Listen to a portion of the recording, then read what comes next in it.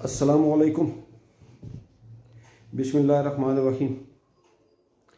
आज अपने बहुत ही काबिल एहतराम और बहुत ही प्यारे प्यारे पाकिस्तानी लोग गिलगित बल्तिस्तान, स्कर्दू, हुंजा वैली, चल्लास, सवात वैली आप लोगों से मुखातिब हूँ।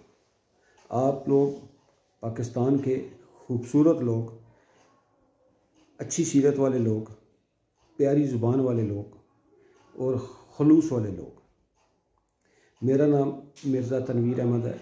रावलपिंडी बैरिया टाउन DHA रावलपिंडी चक्री रोड पर रियल एस्टेट का बिज़नेस है हमारा। आप लोग हमारे साथ रब्ता करें। अल्लाह के फजल व करम से आपके एतबार पे भी पूरा उतरेंगे। मिर्ज़ा तौकीर साहब, मिर्ज़ा अदील साहब, ये दोनों मेरे साहबजादे भी हैं और मेरा नाम मिर्ज़ा तनवीर अहमद। रावलपिंडी इस्लामाबाद में इन्वेस्टमेंट के लिए गिलगित, स्कर्दू, हुंजा, चलास, सवात आप सब लोग एतबार के साथ रब्ता करें।